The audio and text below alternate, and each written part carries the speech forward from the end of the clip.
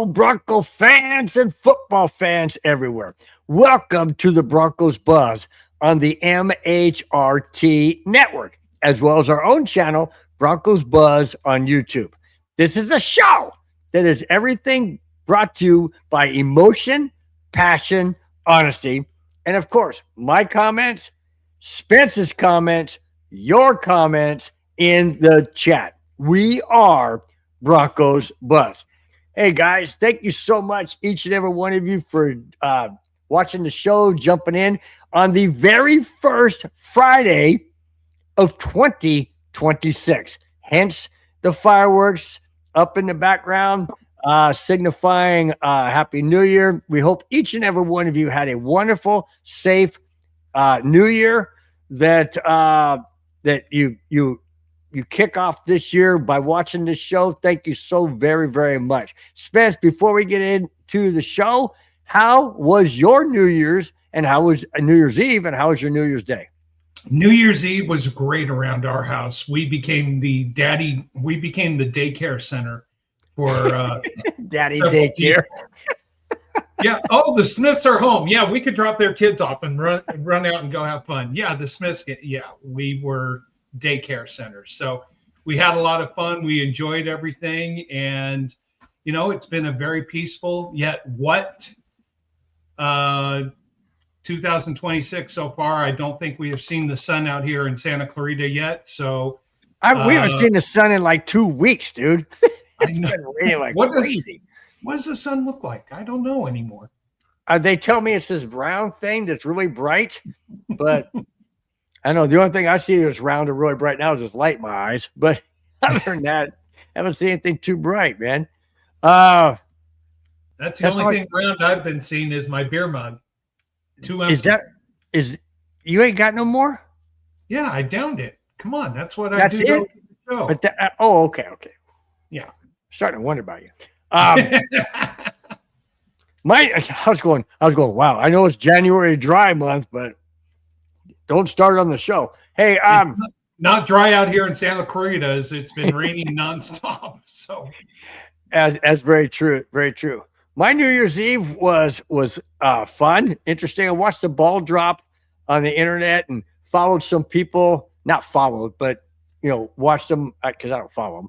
But watch some of them. They're walking through downtown Lower Manhattan. That's crazy, dude. After the whole, because it's behind the scenes stuff. So these guys will walk around with these, the cameras on these sticks or what. I don't know what they do. But anyways, it was pretty interesting. All the confetti on the ground and how much there was. It's crazy. And just a ton of people in downtown New York. And then my wife and I, we were woken up. We weren't really asleep, but we were trying to get to sleep at midnight. And our neighbor, like kitty corner to us, was firing out real fireworks. I mean, like real freaking fireworks. They went up about 100, maybe 150 feet and just exploded. And I'm like, something's going to catch on fire, man. I know it, but it never did. But man, the last 4 they shot off, dude, was those white ones that could just go boom, boom. It shook the house. I thought the whole freaking foundation was just going to engulf. It really shook. It was crazy. Almost like an earthquake shake. It was really weird. Never had that before. Oh, kids, man. Kids. And then New Year's Day was fun. Sat back and watched the Rose. Did you watch the Rose Parade? Do you get into that? I got into it a little bit. My wife really gets into it. She makes sure she records it, not on just Channel 5 out here in LA, but Channel 2, Channel 4. Channel 5. So she can watch it in multiple ways, in multiple fashions, and it just and get multiple perspectives. That's a good idea. Yes.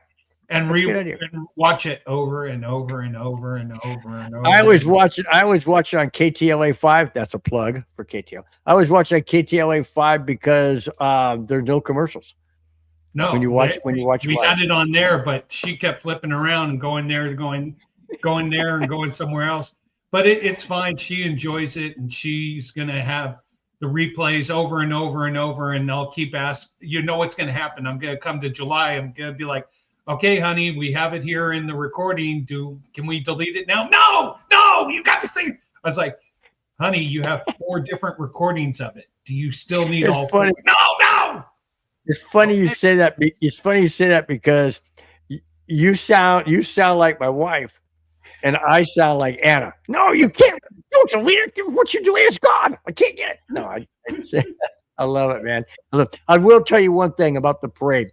I have to admire each and every one of them, the band members that were playing in the rain and just didn't even miss a beat.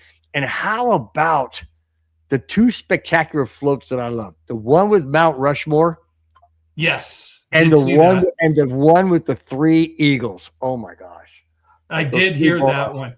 No, there was one band that came out that there were some girls who were throwing batons or came in very skimpy outfits.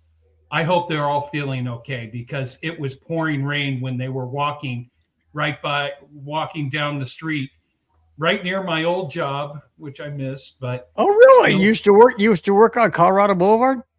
Not too far away, just off Colorado and Orange Grove. There is an organization. I'm not going to even say it or pronounce it or even think about it. But I used to work for them. I never worked at that office building because they moved there during the pandemic, and I was fully remote. But interesting. Wow. Nice. You know what? Man. I got to bring up this comment because I think Robert Marino hit it right on the button. Yeah, my nephew Bobby says Rose Parade will be nothing compared to the parade in downtown Denver. Well, let's please hope so. But hey, first things first, Bobby. But I love your optimism, man. Love your optimism. And by the way, Bobby is a true diehard Vikings fan. So I know that he's feeling a little bit sad this season, but hey, thanks, Bobby, for your support as always. Rudy, my brother-in-law from Vegas as well. And Happy New Year to Bill and Spencer, a.k.a. Steve. There you go. No problem, Ruby. I hope you had a great New Year. Ruby. That's a good one, man. That's good. All right. Avatar. Oh, my gosh. Avatar. Where have you been? Holy crap! Oh, and he is a member. Look at the green. Oh my God! I did not. I was going to say Avatar. Thank you, Avatar. So much. Thank you so much for being a part of the network and the membership. Hey, and he says, "Guess who?" Yeah, well, we're trying to guess who because we haven't seen you in like a month of Sunday, dude. Wow, so glad you're here. Hope you had a fantastic Christmas and New Year's. Man, love it. Said love the Avalanche hat. Okay. Thanks for bringing that up because I got sidetracked with everything else. My niece for Christmas got me this Avatar. Got me this Avatar hat. Got me this Avalanche hat because I didn't. She wanted me to have a new one because I do have this one, but she wanted me to have a new one, so she got me this one. And I'll tell you what, I love it, man. I love it. The only thing better than this is having it say 2025 or 2026 Stanley Cup champions. I'm sorry about that, Spence. I know the other night didn't sit well with you when the you know what, Avalanche beat the Kings. Hey, you know what? We made it a game for 2.5 periods. Well, you did. You really did. We were there. Yeah, you were there. Okay. David Yonkins chimes in and says, I bet the Chargers are BS, everyone. I bet all the starters play except for the quarterback. No, they're not. I hear some 3 or 4 defensive players are playing. I know their safety's not playing. I don't think Mac is playing. I'm not sure, but doesn't matter. We need this win. Look right there under my name. Must win this Sunday for #1 seed. Beat LA. Yeah, we got to. And David, there's going to be some strategy that comes into that game that the Chargers are going to implement depending on how the morning games go. We'll talk more about that a little bit later. But see, here's the issue. Before we get in the first hour, here's the issue. The Waggers, Chargers, if they beat us, they play us again. No, if they beat us, they go to #6. And they're at 6 right now. They're at 6 right now. They're at 7. They're at 7, right? According to NFL.com, they are at 6. You're right. I stand corrected. You're right. They're at number 6 right now. So that means they would play the Ravens. They don't want anything to do with the Ravens. So if they lose, we get the number 1 seed and they play the Patriots. Not necessarily. Like I said, it all depends on the morning games. What happens with Buffalo, what happens with Houston is going to basically make a difference. We can talk more about that when we get to that segment, because there's a lot to play for. I mean, Houston, they're going to win. They're going to beat Indy. No ifs, ands, or buts. Well, yeah, because Philip Rivers said he's not playing. No, right, but it wouldn't matter anyways. But here's the thing: it's what Buffalo does against the Jets. Now, the Jets are obviously going to want to tank. Come on. No, if Buffalo loses, I know, but you really think Buffalo's going to lose to the Jets? Yes, I think they would. No, here's why. Buffalo, I think, has a better chance of progressing through the playoffs going to New England than going to Houston or to Jacksonville, who they lost to this year. So that's the strategy that the Chargers, before they make their decision on who to play and who not to make their decision. Well, let's see. Well, if they win and we lose, and then they lose, and then they win. Okay, we're doing this. Yeah, I know but see, here's the thing. We're going to get into what I didn't bring it into tonight's topic, and I probably should have. In fact, I can find it real quick. Some teams are wanting. I'll bring it in real quick because we're on that topic. Okay. Some teams right now are wanting Roger Goodell and the NFL Brain Trust to investigate tanking, because the Raiders are tanking and they want them to investigate. And here's the thing that they can do. What they can do is, and I agree with this because this is what they do in college, and I don't want to get it wrong, but I'm pretty sure it's similar to what I'm going to say. What they can do is they can have it where the 2 teams that are fighting for the number 1 overall pick, the winner gets the number 1 overall pick, not the loser. The winner. So now they're going to go out and try and play to win the game. That's how it should be. That's exactly how it should be. Not sitting back and just playing all your 3rd string or 4th string or bench people or college people that never played football. No, play to win the game. Because if you win the game, now you get the number 1 pick. I don't know how that would work. It would have to be after the season. I don't know how that would work, but that sounds to me like the fair way to do it. Don't you agree? No, you know what that would be? That would be the Friday night game. That would be the Friday night before the Saturday playoff games would be. You have that. And it's the USFL that had it and merged with the USFL. That's what it is.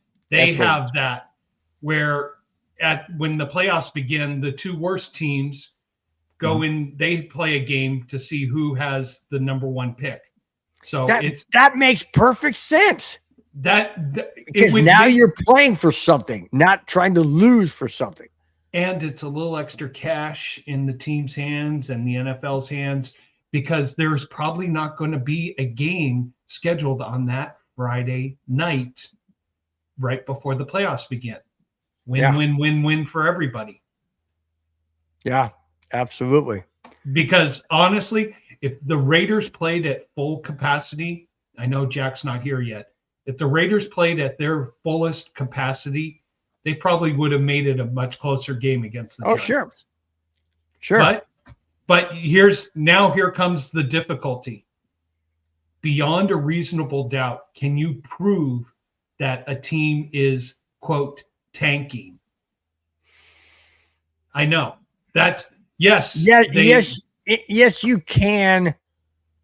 From the standpoint, did you mean to really tell me that the Raiders look good last week? But did their players on the field purposely tank? Yeah, they didn't put. Now they didn't put 100% effort. Put it that way. They didn't put their starters and they benched. Right. What's his face? Max Crosby. Max Crosby. And Crosby had showed a video of him playing basketball and jumping on a trampoline. Come on, man. Really? That tells me they tanked. They tanked, but also I think that was a way to show that he wants to be a part of this organization. So I think it was a double-sided video. I applaud him for that. But Cheech and Chong's back. All right, Bronco Bill, I'm back. All right, nice to have you, man. Hey, what's happening? Nice. Bobby says, I joined the Broncos bandwagon. Last time I checked, we don't have bandwagon. We don't have a bandwagon. We'll welcome you into the fold. How's that? We'll welcome you into the fold. He says, I have my Jay Cutler Super Bowl ring on. He must have gotten it from a Lucky Charms box. Jay Cutler doesn't have a Super Bowl ring. And I don't think now I'll show you my Super Bowl rings. I mean, they're not real, obviously, but hey, but I love your support there, Bobby. Thank you. We love you too, and thank you for being a part of this show. We appreciate you. Same also. That's what it says right there. I love you. Yeah, I love you. Thank you so much, man. Absolutely appreciate it. We love you too, being part of the show. J36912 says, everyone just keep calm. So should we say this of what Aaron Rodgers said? Everybody just relax. RELAX. Okay. So we're going to relax with what? We got a big game this Sunday. 125 Pacific time. It's not going to, it's not going to be a pushover, Spence. It's not going to be a pushover. No. The Wagoners, Chargers, they're not going to lay down. They may not play their starts. They may really not want to win the game. But deep down inside, it's an AFC West foe. It's on the road. They could spoil Denver's party. I think both teams are going to take the same approach to this game. Let's just get out of here with no consequential injuries. True. Oh, my gosh. On my favorite scream. Guys, scream. On my favorite scream are this YouTube, okay? Ah! Well, I thought I said my favorite stream. Okay. Well, either way, I'll take favorite scream. Okay. My Lil, is that you, Henry? My son's good friend. Is that you, Henry? Anyways, I really appreciate it that you love me and just so you're the first one that I ever seen that was good. I came up, not my mind cannot stop building crazy on you drive because you guys are so nice. Well, mumbo jumbo, but we appreciate it. Thank you so much, Milo. Supercalifragilisticexpialidocious. Just saying. Oh boy. Whip Hero said nobody wants to play my Jags in the playoffs. You know something?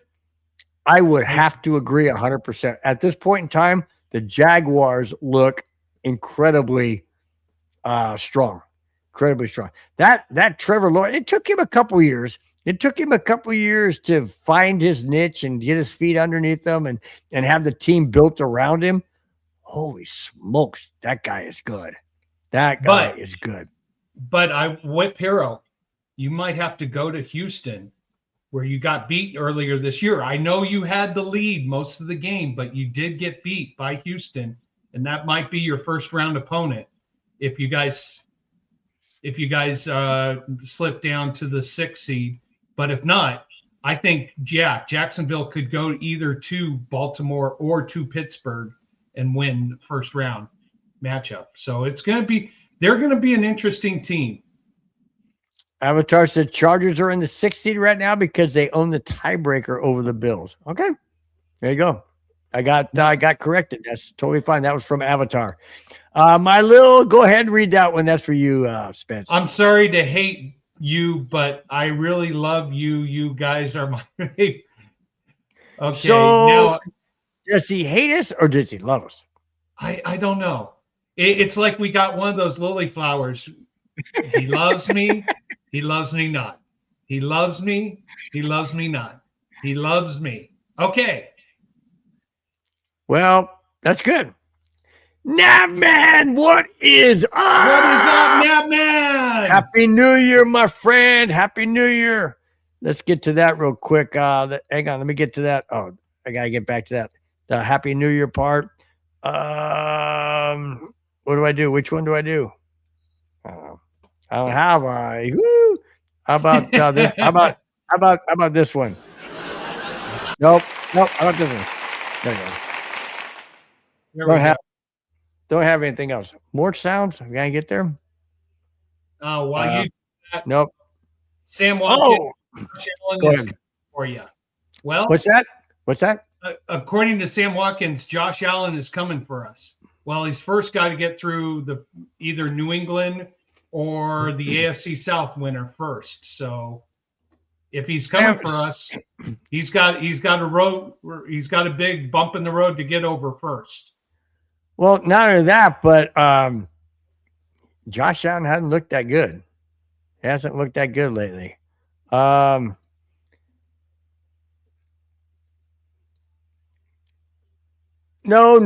Jay. You guys are always getting mistaken by being Bears fans for taking our colors. Well, there's a lot of teams that are red, white, and blue. Patriots. Who else is red, white, and blue? The Buffalo Bills. So I get what you're saying because they're very similar in colors. I do get that. But the main difference is you guys have a C on your helmet and we don't. We got that on our helmet. So that's the difference right there. So, but yeah, it's funny because I work at a golf course and somebody will show up with head covers with orange and blue. I'm like, yeah. Oh, never mind. So yeah, you're right. You make a good point there. You make a good point. Hey, Clayton Huron, how you doing? What's up, Clayton? Nice to see you, man. Nice to see you. It says smash that like button and share, guys. Absolutely. Thank you so much. And then follows up by saying, Happy New Year. Happy New Year to you. Hence the background put up so you guys can see the fireworks. That's symbolic of Happy New Year. So hope each and every one of you have had a wonderful, safe, Happy New Year. And 2026 will be magical for you guys as well as us on the show. So thanks, guys, for your support. Really do appreciate it.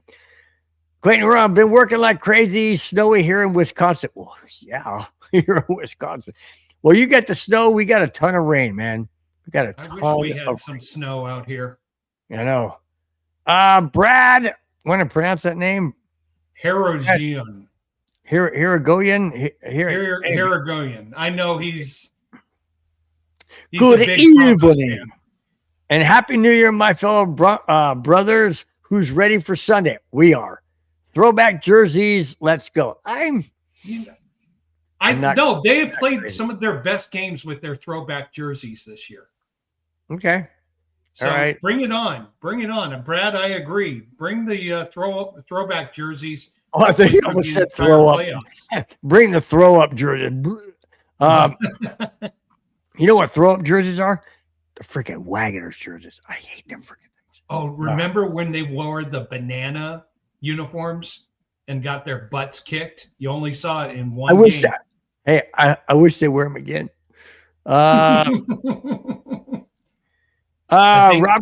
Bobby, my nephew brings this up. Absolutely, Bobby. We talked about that last night in chat. Said New Year's Eve always reminds me of Darren Williams. May he rest in peace.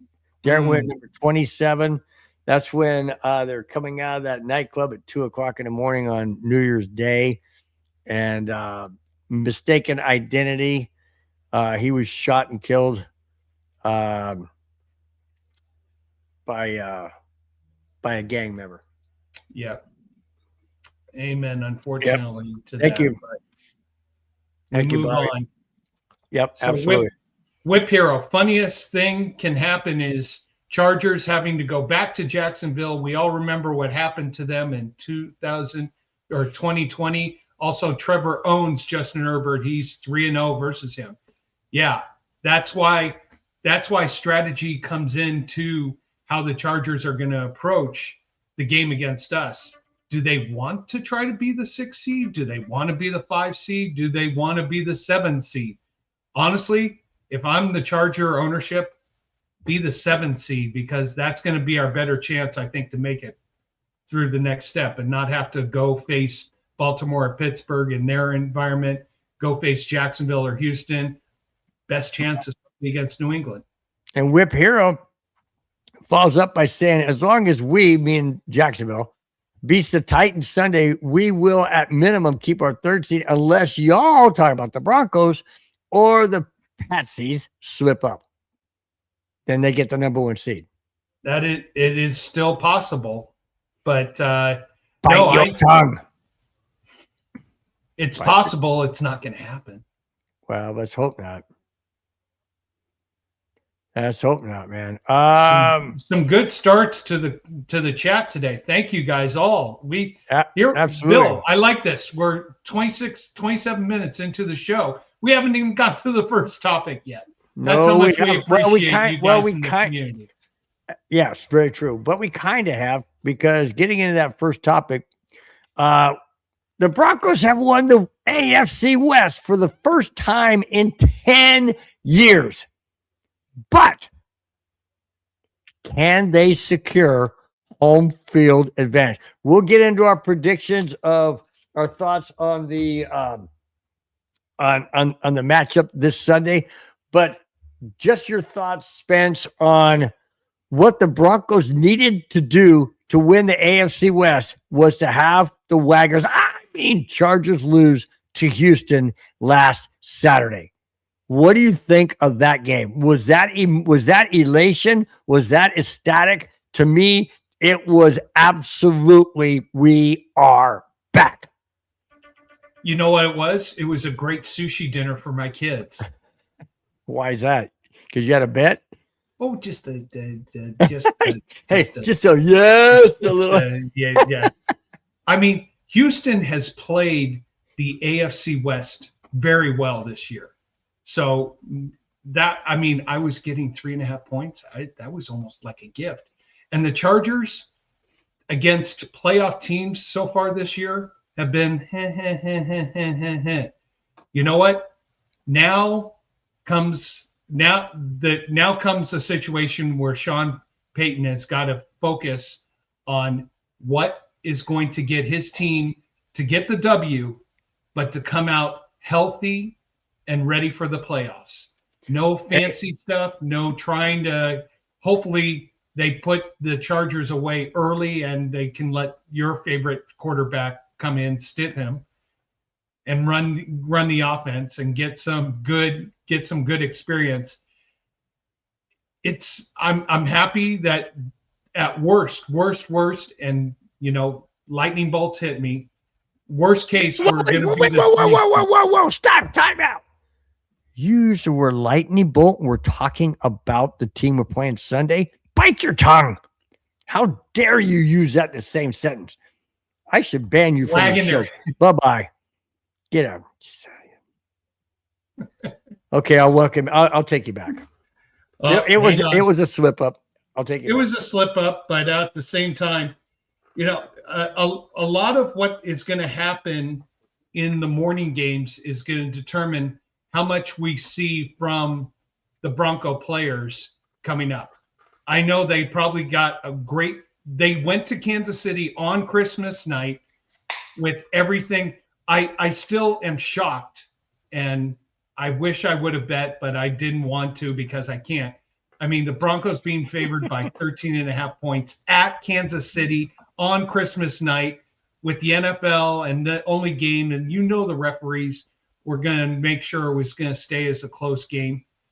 The Broncos got out there with a win. Great. They got home. They were able to watch the Chargers lose, have a party, have a celebration. Now they can get their focus. One game. That's it. Do you know what? Do you know what?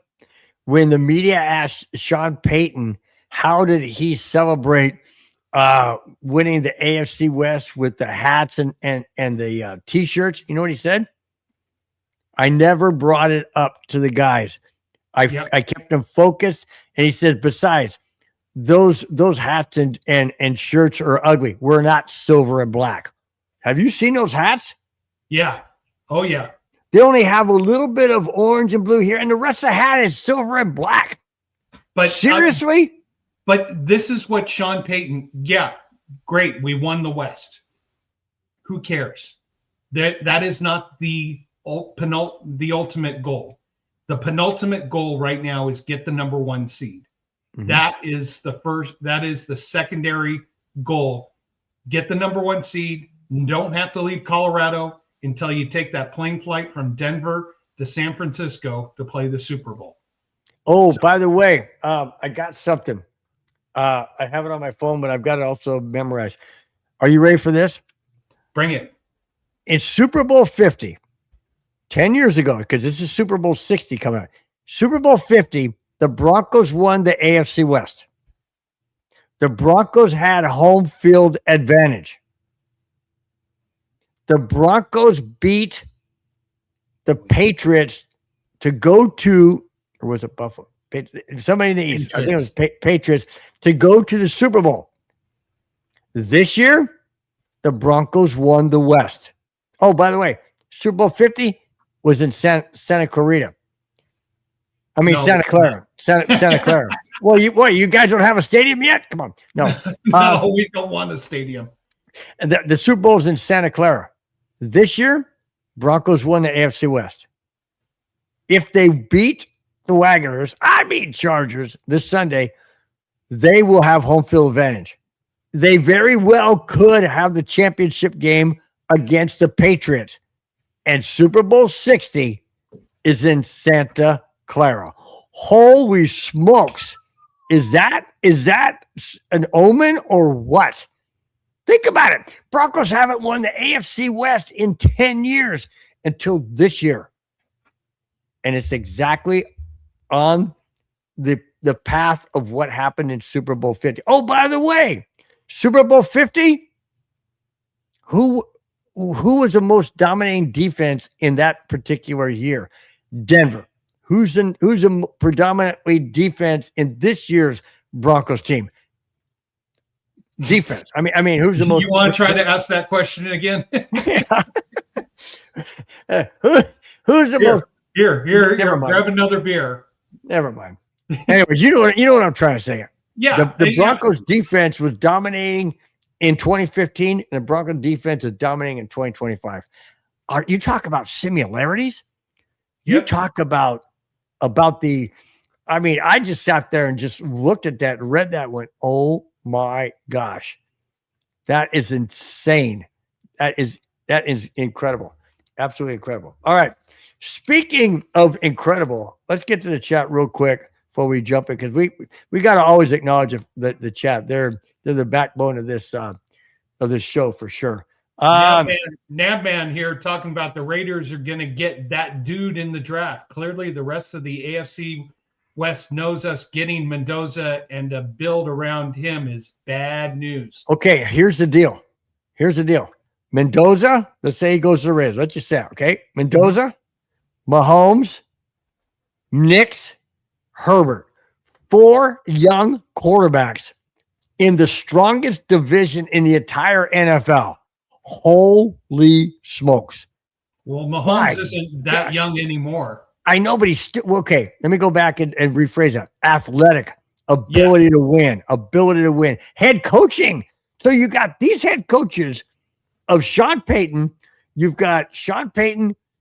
You've got the guy from Kansas City. I can never remember. Andy Reid. And then you've got Harbaugh. And then you've got Pete Carroll, who might not be there. But anyways, it doesn't matter. But you got 4 strong head coaches, potentially four strong quarterbacks if the Raiders get Mendoza. Holy crap. Did you see the game that he put up? Against Alabama. Yeah. Yes, against Alabama. That guy can throw, man. Now, man, here's going to be the big thing. Yes, you're going to get Mendoza. Who is going to be your offensive coordinator? That is the big question. You're going to have the talent in the QB position, but who's going to lead him? Are you guys going to go after Mike Shanahan, his offensive coordinator with Indiana University? It's not the same Mike Shanahan that was a Broncos head coach. No relationship. But he's going to need a professional voice, not a Chip Kelly, not a red retread, someone who's experienced, who's going to lead them to the next step. Who's that going to be, Navman? That because as important as it is getting the talented quarterback, you need a coach who's even more talented and more educational to lead him to success. But isn't that crazy that his name is Mike Shanahan? He has an offensive mind genius that Mike Shanahan. Isn't that crazy? Because I had to text my buddy who lives in Indiana, whose son went to University of Indiana, and I said, "Hey, is that the Mike Shanahan that was a Broncos head coach for 2 Super Bowls?" He goes, "No, just the name's the same." And I said, "Well, guess what? So's his talent." Yeah, amen to that. Anthony, Broncos 49ers Super Bowl. It's possible. I mean, the 49ers have the momentum and they have all the tiebreakers, so anything's possible. That Seattle-San Fran game on Saturday night, that's going to be a fun game to watch. Yeah, it will. All right. I don't know why, but my nephew wants us to do this, so on the count of 3, let's do it, all right? You ready? Ready. 1, 2, 3. In! Come! We! There you go, Bobby. There you go. I don't know. Maybe he's recording it so that he can put it somewhere. I don't know. It's all good though, man. Hey, we do whatever you guys want in the chat. Well, not everything. Hang on. I've got to show this one. Henry, good to have you as part of the program. This is my Henry. Nice to have you, bud. Nice to have you. Absolutely. Henry is one of my son's besties. So, Henry, nice. Glad you're part of the show. Hope you guys are having fun over there at Henry's house. Oh, yes, JoJo. My daughter wanted to come in. I thought she wanted to jump into the show. Anyways, Henry, hopefully you guys are having fun over there and Aiden's behaving. Wow. I don't understand this one, but I'm going to bring it in. Whip Hero says also the Jags are the real AFC West champion. Well, they've beaten all 4 teams. Yeah, that's true. That's true. Good analysis. Yeah, Anthony, I could not agree with you more. LA is sitting starters. We better get this W. Oh, yeah. Can you imagine? No, I don't even want to go. I'm not even going to say No. We're not even bringing that. No.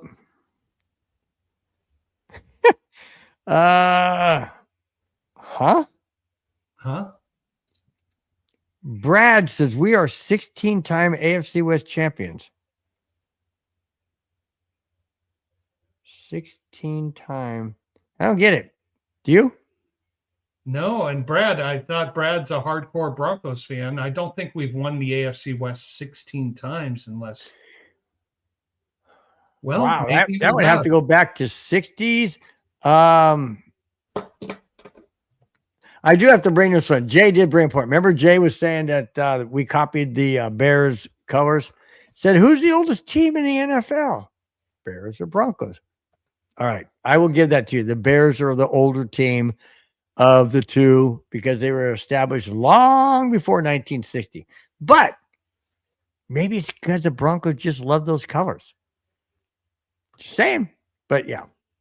By the way, Brad is correct. The Denver Broncos have won the AFC West Division 16 times in their franchise history, with their most recent title here in 2025.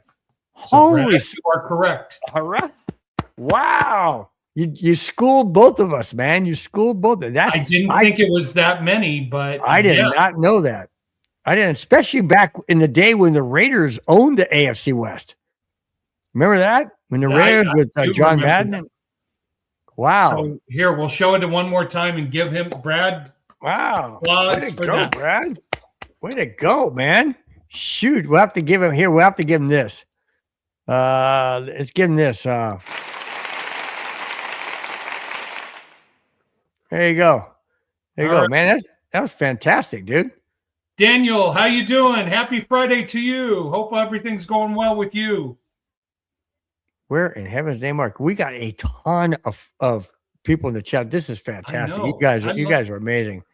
Well, that's the new year. You know, everybody's coming out. We want to acknowledge everybody.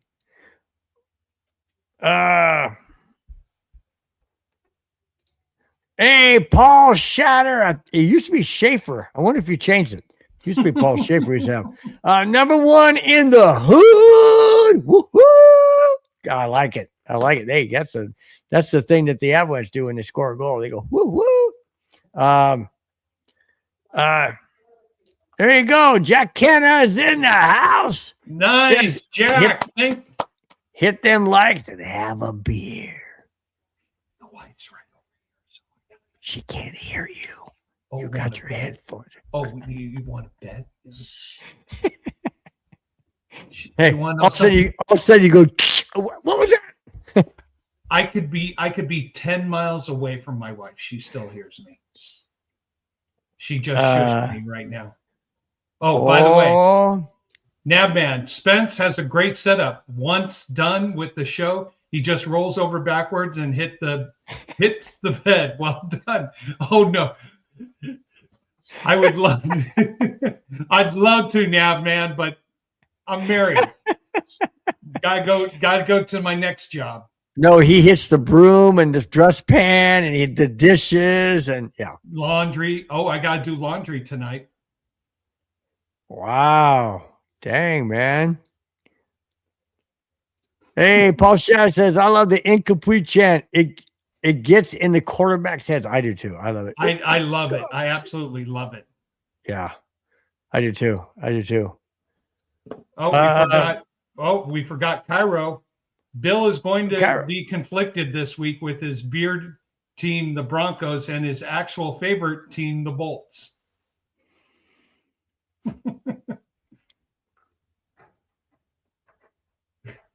That's it. That's all I got. And you guys will never see any yellow anywhere on this body or in this house. My wife, I think I told you guys this a long time ago. Maybe you guys weren't here at the time or whatever, but my wife bought me this yellow shirt, and it had some stripes of like little tiny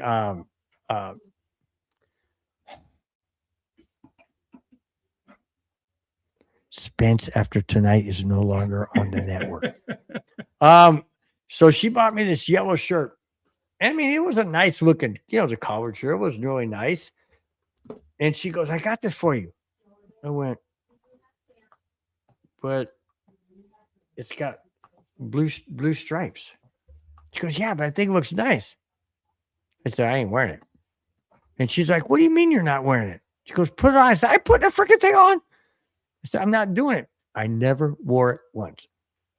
She took it back and she goes, why won't you wear it? I go, seriously? She goes, no, are you serious? I said, yeah, I'm dead serious. I'm not wearing it. I'm not wearing it. How come this come up recording? I don't know. Are you recording this? No, it says uploading. Huh. Oh. Something. Okay, I don't know. All right. Anyways, well done. Doesn't matter. We'll figure it out later. I'll figure it out as we go at the end of the day.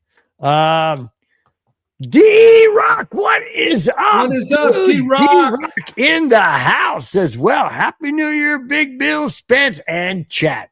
All right. Thank you so much, D-Rock. Really do appreciate it, man. Hope you had a wonderful and safe New Year's and New Year's Eve. I mean, New Year's Eve is where it all really happens.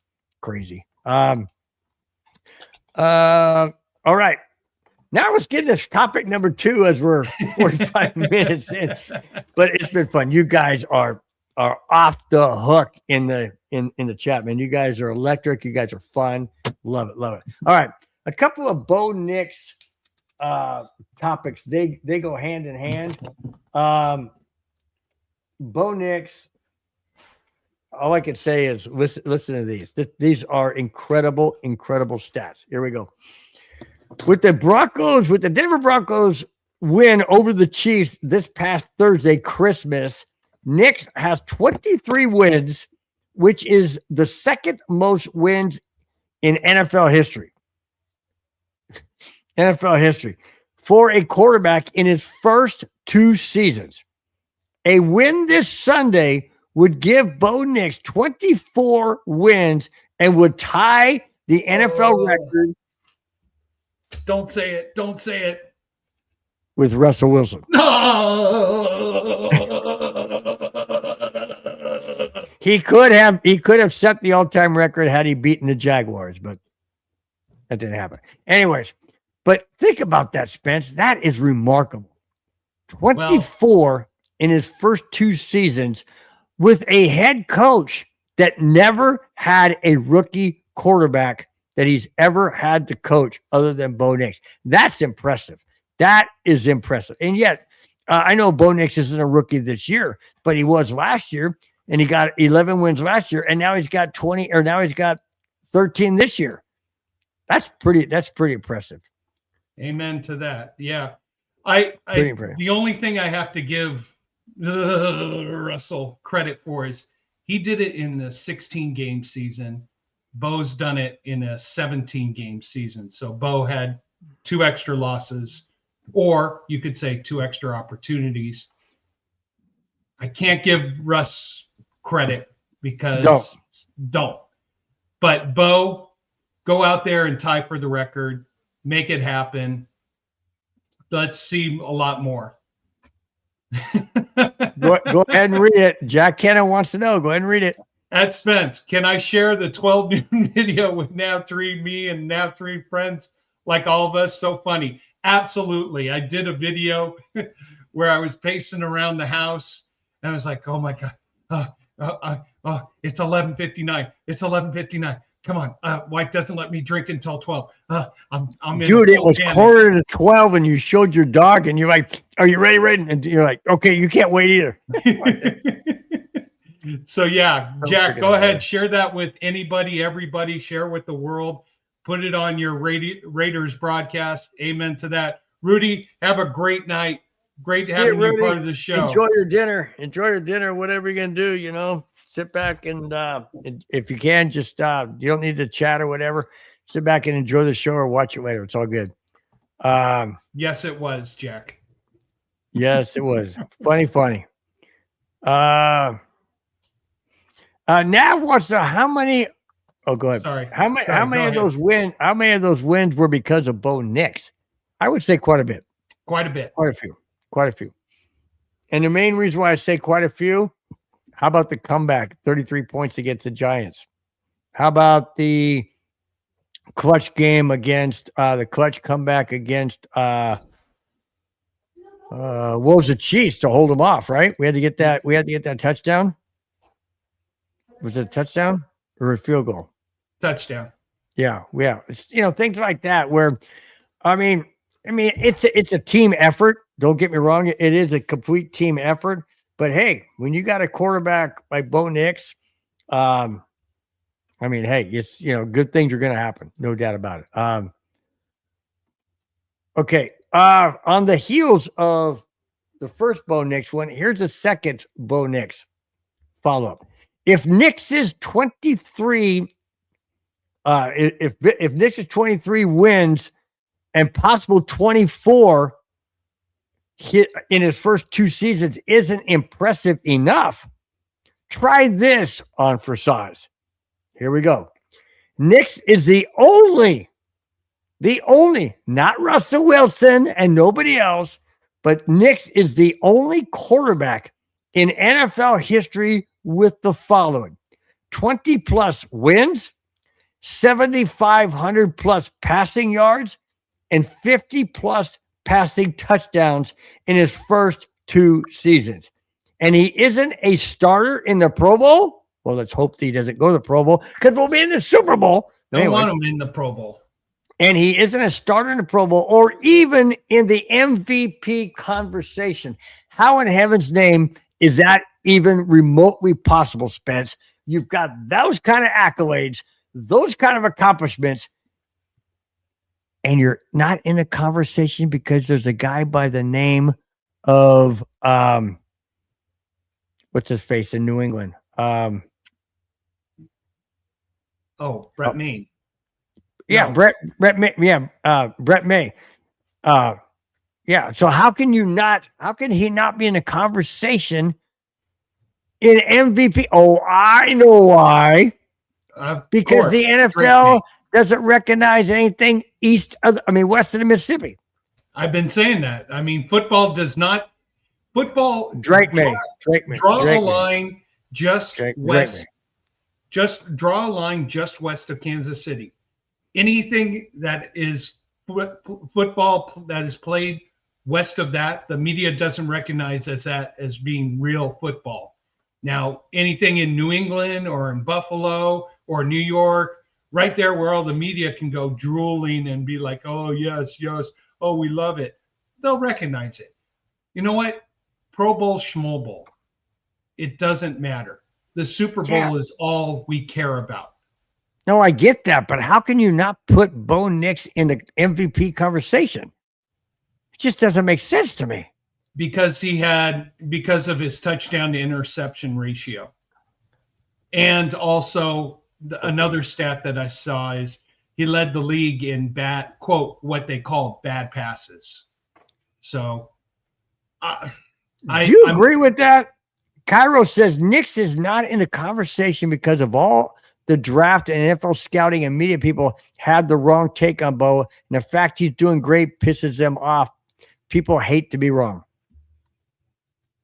I think you have something there, but I also think it's just the media does not clamor over Sean Payton, doesn't clamor over the Broncos like they clamor over the Jets or the Bills or the Patriots or anybody or the Chiefs or anybody else that's in the NFL marketing wheelhouse. Yeah. That's just how the game is played. I know it's politics. I know it's favoritism. Obviously. And National I know favoritism league. Exactly. And you know what else it is? Where's the money? Where's the money? Is the money more in New England? Is the money more in Buffalo? Is it more in Baltimore? Oh, I'm sorry.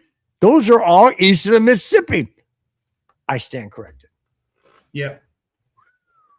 All right. Now, Walt Schaefer brings up a point. MVP Bo. Possible, I agree. Rookie of the year, RJ Harvey.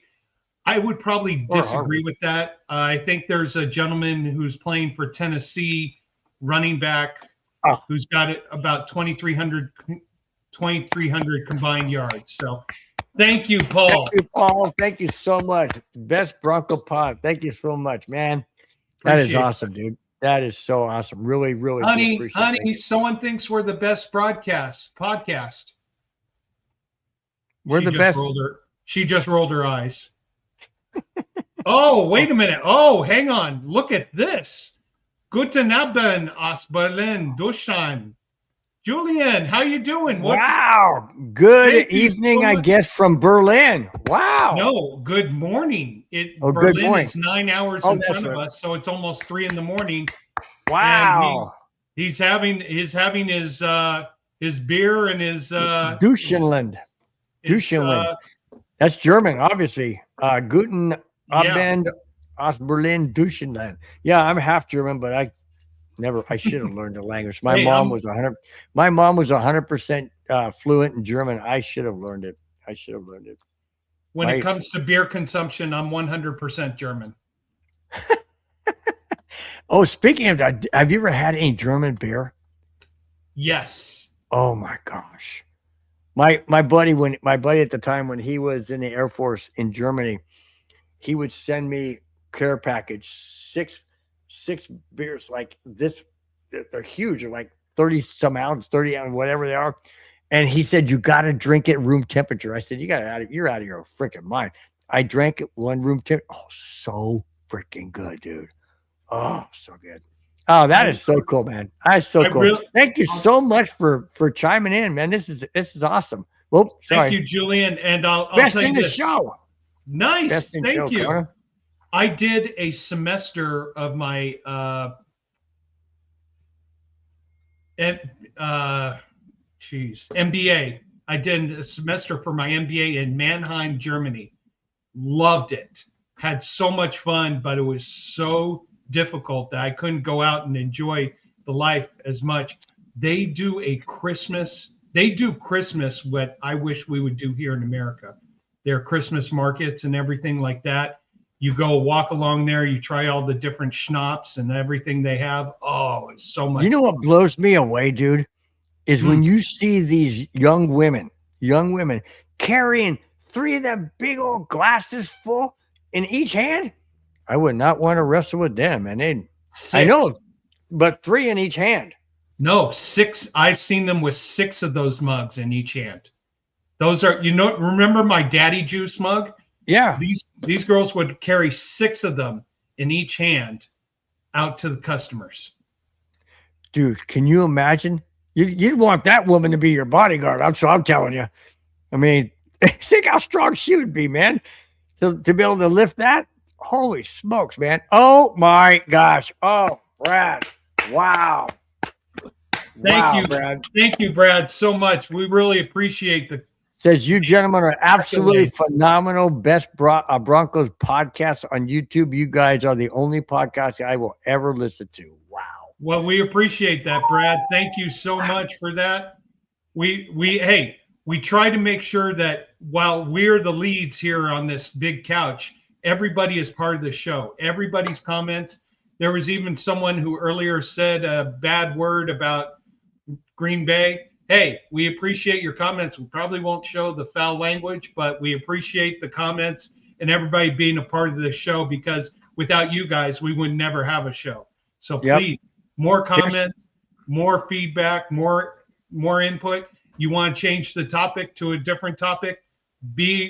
Go ahead. We love going on tangents and talking about everything. Yep. Here's to you, Brad. Thanks once again. Oh man, that was fantastic. Paul says, do you agree San Diego beer is best? Denver's beer is close second. I gotta be honest. Oh, I told you, like Spence said, we do all kind of topics. I haven't really had a chance to go down to San Diego into some of their pubs and some of their beer houses. Ooh, have you ever had Carl Strauss's Red Charlie? I can't say that I have. Oh, so good. Do you like ales? I like ales. I love ales. So I'll drink ales, lagers, and blondes. No, you'll drink anything, dude. No, I'm not. I'll drink some wheat beers. I won't drink any of the heavy ones, because it's like you drink half a beer and your stomach all of a sudden goes. So you don't like Guinness? You don't like Guinness? Guinness bloats me.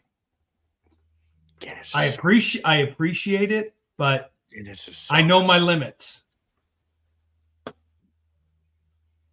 All right. Okay. Speaking of limits, you better move on. Cortland Sutton. Speaking of another fantastic Broncos player, Cortland Sutton has 3 1,000 yards receiving. He's tied 4th in Broncos history behind whom? Guys, come to Tennessee and I'll show you plenty of good drink. So Cortland Sutton is 4th in Broncos history with 3 1,000-yard receiving seasons. Who is he behind? Who's number 1? Demaryius Thomas. Close. That's number 2, but who's number 1? Rod Smith.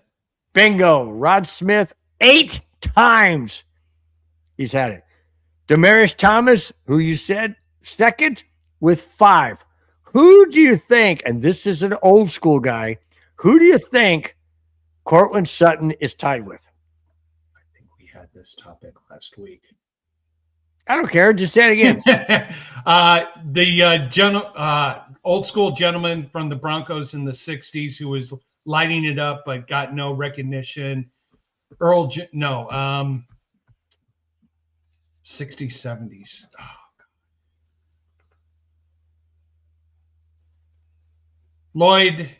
Lionel Taylor. Lionel Taylor. I was trying to remember. I know. My wife goes, I can't read your writing. Why do you write like that? I said, oh, that's how I write. Okay. Okay. So if that topic was last week, then we just what happened? Gotta give me a quick minute. Boss needs help. All right, guys. I will take it from here. Let me go to the chat while he's doing that and see if we got anything here going on. Let's see. Okay. Brad says, who in Broncos football history, not including Tebow, because he led us into the playoffs? I have a question for you, gentlemen. Who is the worst quarterbacks in franchise history? Well, I wouldn't say Tebow was a bad quarterback. Like you said, we went to the playoffs. I like Tebow. I really did like Tebow. I like his energy. Worst quarterbacks Broncos have ever had, I would have to say Jay Cutler. I could not stand him. I know it's personal on my end. I just didn't like Jay Cutler. I didn't like his attitude. I didn't like his demeanor. Glad we got rid of him. The other one I didn't like was probably I can't say Brock Osweiler because he was there when Peyton Manning was injured and he kept us going, and got us into the playoffs and helped us get in the playoffs. So I can't say Brock Osweiler. The other one I would have to say would probably be who's the one that went a Spence? Who's the one that went to Seattle, quarterback for Broncos? I can't think of his name. Who? Oh, Bubby Britt. Somebody said, Paxton Lynch. Lynch was I couldn't stand Paxton. So the question was, going back to the question so you can read it. That ain't this one. Who's the worst quarterbacks in the Broncos franchise history? I said I couldn't stand Jay Cutler because I didn't like his attitude or demeanor.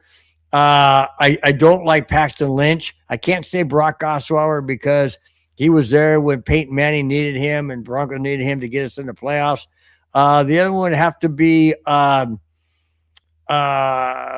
was it? Bubby Brister. Would you agree with Bubby Brister? I mean, I wasn't that bad. Drew Lock. Oh my gosh, Drew Lock. I was waiting to come with that one. Yeah, Drew Lock. Yeah. Drew Lock, but Osweiler gets a close second because but Osweiler was there. You didn't let me finish. Okay. Osweiler helped us, but when we gave him a great chance to flourish, he went somewhere else and got exposed for the fraud that he truly was. Oh, I agree. Oh, Jack Kenneth says, love me a Guinness, as I'm Irish. There you go. Oh, speaking of Irish, has anybody in the chat ever been to Ireland and toured the Guinness? I hear it is absolutely fantastic. I hear it's absolutely fantastic. Just wondering. Okay. Let's go to another great Bronco player. We talked about him a little earlier, and that is none other than, of all the players the Broncos drafted in the 2025 draft, RJ Harvey has made the biggest impact. Brian Knowles of FTN Fantasy and formerly of Football Outsiders has named PJ Harvey as the running back for the 2025 all-rookie team, starting running back for the all-rookie team. Knowles said, and I quote, "In terms of raw yardage, Harvey is third among rookies in all-purpose yards, just 66 behind Trayvon Henderson, and just 14 behind Austin Gentry. Amazing. Do you agree that he should be put on the all-rookie team?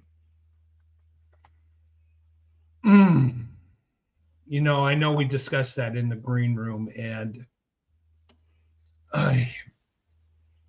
it's hard to put him ahead. There were 3 other running backs who I could not put him ahead of. Can't put him ahead of Gentry. No, I couldn't. No, I think Gentry had a good season behind a rough line and everything that was going on with the Raiders. I'm trying to remember. I'm looking at my notes here. Sherman Dyke, was it, with Tennessee, was having a good year. I know Gentry was there. There was a few others. I want, as a Broncos fan, I want to put him there. As an NFL fan, I think there were a few other better options today as a rookie. All right, let me ask you this question.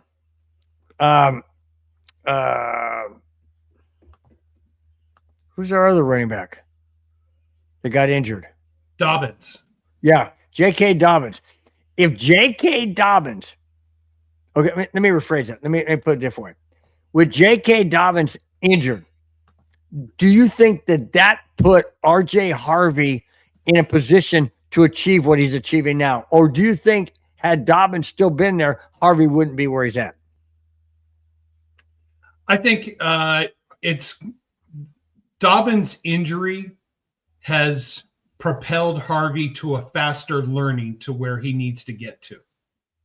So I think it, for having 1,216 yards this season, it's a great accomplishment. Total yards, it's a great accomplishment, but I don't know if it is. I just feel that you watch him as he's running and he's still not figuring out where the hole is. He's trying to still bounce out and do other things. Receiving the ball, yes, I would put him on the rookie team. As a running back, I hesitate. I hesitate because I think he does have the ability to be great, but I think he just needs a little more seasoning and a little more time in the video room, looking at where the hole is and getting to take himself outside of his body and look at where the holes are and what he's doing. I think he has. Nabman says R.J. Harvey belongs on the all-rookie team. He follows up by saying it should be Hampton, Genty, and then Harvey as the running backs. Would not agree with that, but don't forget Trayvon Henderson with New England also. Yeah, there you go. Oh, there you go. Bingo. You just nailed it right at the same time you said it. Maybe Henderson. That's it. If I had to choose 3, it would be Hampton, Gentry, and probably Henderson.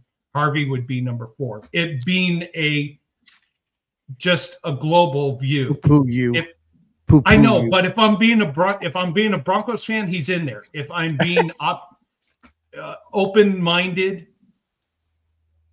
Come on, we're not supposed to be open-minded on this show, doggone. We got blinders on. No, I'm just kidding. Ooh, that's messed up. Genty, that's messed up. Okay, now we are going to get into. Yes, guys, it is that time for this week's. Oh, hang on a second. This week's Jackass of the Week.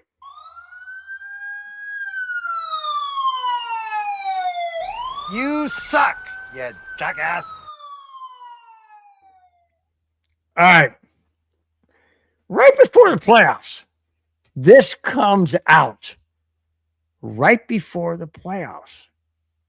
Interesting. Mm-hmm. Stephon Diggs, Patriots wide receiver, is charged with a felony strangulation, or suffocation, and misdemeanor assault and battery as a result of an incident that took place on December 2nd of 2025, last year, just a few weeks ago, per the Boston Report. Diggs smacked a former personal chef in her face and trying to choke her over a salary dispute, per and confirmed by TMZ. Now, before I go any further, over a salary dispute? The guy makes millions of dollars. Yep. And he's worried about a little bit of this or a little bit of that. I don't know what the monetary value is. It doesn't matter. You don't go and choke somebody. You don't go and assault somebody. Oh, and I continue. Hang on. More to the come. police report also alleges Diggs threw her on the bed. Oh, boy. What did he try and do? That wasn't revealed. But it's in the report. Hang on. Diggs' arraignment is set for January 20th. January 23rd? In the middle of playoff time? Good. That's what he gets. That's what he gets. But the Patriots said, and I quote, "We are aware of the allegations and we will have no further comment at this time." End quote. Of course you won't. But Diggs is your top receiver on your team. And these allegations come out as of, it happened December 2nd. And I know that there's investigation and stuff, things happen. But I just find it very interesting and ironic that they came out right now at the end of the season when the Patriots are in the playoffs and they're trying to focus on what they're trying to focus on. And maybe, just maybe, a little payback is headed the Patriots' way because they've been so coddled and so babied and so loved by the NFL all these past seasons and years. Maybe it's time for what's that old saying? The chickens come home to roost. There you go. Welcome to New England, Stephon Diggs. Why do you think the Vikings got rid of you all those years ago? Because maybe they knew something. But Spence, I know you've said it many times. These guys think they're above the law. But seriously, why you're going to choke a female for asphyxiation possibly? And I didn't put this in the report, but the elbow is underneath her chin with tugging strongly. Mm-hmm. And he thinks it's okay. Oh, because you think I owe you more money. Yeah, you want to know something? I did a little research on this, and like I said, I have a few buddies who work in the NFL. One of my buddies got a hold of someone who works for the Dallas Cowboys, and they could not deny nor confirm that there was cover-up of a lot of off-field actions by Stephon Diggs. One of the two primary reasons he was released by the Dallas Cowboys is one, performance on the field, but two, off-field performances. Now, they only focused on, well, his antics in the meetings and everything like that. There were a few off-field incidents that were covered up, allegedly. Like I said, that I can't. My one good friend who knows somebody, he wouldn't lie to me, cannot deny nor confirm that the Cowboys got rid of him because of saying that if this happens to go to trial, what do you think's going to be coming out in that trial? A lot of conjecture and a lot of information, both from the Minnesota Vikings and the Dallas Cowboys. Mm-hmm. Mm-hmm. This guy, and you want to know something? It's interesting how the date they made it. They made it for January 23rd. correct? Yep. That is the Friday after the divisional round of the playoffs. So what are we speculating here? Mm-hmm. We're gonna have the hearing be right before you have to jump on an airplane to go to Denver to play a playoff game, or we're gonna have the hearing here because we think you're gonna get eliminated before the playoff. This is going to be an interesting case. Now, innocent until proven guilty. But this is going to be an interesting case to follow because there's going to be a lot of history should this go to an actual jury trial that could come out that could be very damaging to Stephon Diggs. Oh, yeah. His career might be over after this playoff run. Yep. And maybe not because maybe the Patriots just cut him. Just say, you know what, we're done with you. We just can't have you on here anymore. You think Vrabel, the head coach, is going to put up with this? No, I saw an interview where they asked him about this, and he said, I know about the incident. I know about the situation. We're going to let the investigation do their work, and we'll take it from there. That is a big open statement. He said, we'll take it from there. They might just release him. They might just say, you know what, you're done. We want nothing more to do with you. Well, and a coach has to say that because they got to be neutral. They can't show favoritism toward the player or toward the law. They have to be mindful of every bit of information that's coming out. You're innocent until proven guilty. The organization can't back him and say he's 100% innocent. He did all this because if it's found out to be true, there's egg on the face for the organization. So that doesn't look good for them. And that could also be ramifications from the NFL. Yeah, because they would back somebody that they were covering up, which could lead to fines, loss of draft picks. But here's my thought. Why hasn't the NFL stepped in and suspended him?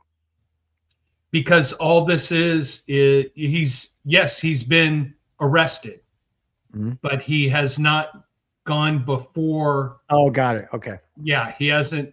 He might have been arrested, and again, he's innocent until proven guilty, and so the NFL can't take any action unless they have solid video evidence that says, "Hey, we have evidence that you did this." Yeah, like if they had evidence of harmful to like taking drugs or not drugs, but taking performance enhancing drugs, and they have evidence on it. Yeah. Okay, that's a difference. Okay, you got a good point. Okay, we're gonna back out of this and we're gonna get into a feel good story. I know a lot of you people are not gonna like this, but you know what? I like it. So here is backing out of here, and then we'll get right into the feel good story. You suck, you jackass. Okay. You want to hit the comments first? Jalen and Two Fry. Go Birds. Which bird? Eagles, probably.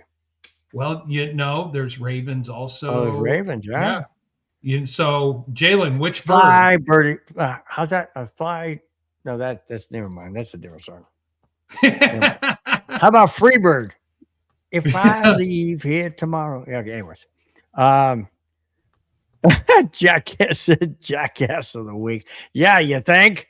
Yeah, it was. That's another good quote. When I said the chickens come home to roost, he said when the cows come home. All right, go. Let's see what else is up there.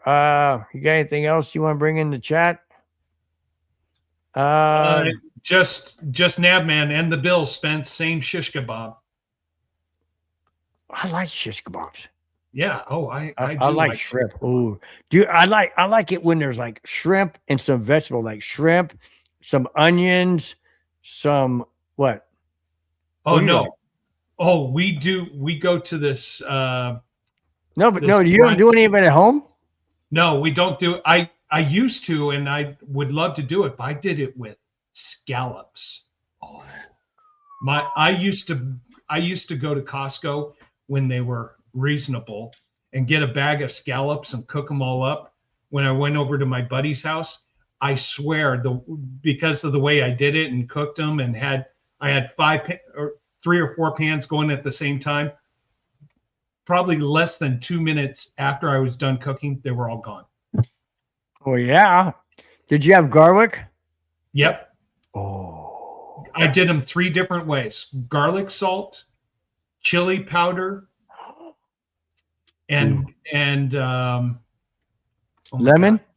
Lemon garlic salt. And dude, so bad. Oh no, Nab man. Hey, have a great evening. Thank you so much for being in chat. Really do appreciate it. Take care. Have a great evening. You too. Good luck on your show tonight. Yep, absolutely. All right, you guys ready for the feel good story? Well, I know my daughter's going to love it. Buckle your seatbelts, guys. Buckle your seatbelts. Because here we go. A lot of people ain't going to like it, but you know what? I think it is the absolute perfect feel good story. And you know what? I wanted to, and I tried to put it in there before the show, where James Brown goes, "I feel good," but it said I couldn't do it because it was copyrighted. No, you gotta do the end of it. I feel good. There you go. That's what you gotta do. I feel good. Okay, here it is. After the Chiefs, now you already know where I'm going with this. Oh yeah. After the Chiefs lost to the Broncos, Taylor Swift and Travis Kelce took the time to greet all of the employees on their way out and even slipped them a little Christmas gift. Okay. What would be a little Christmas gift? I don't know. $50. That's good. Maybe $100. I mean, that's really good. That's quite generous. I'm not going to say the amount, but hang on. I'll say that. To each employee. This one employee said, and I quote, this female, no name given, but here it is.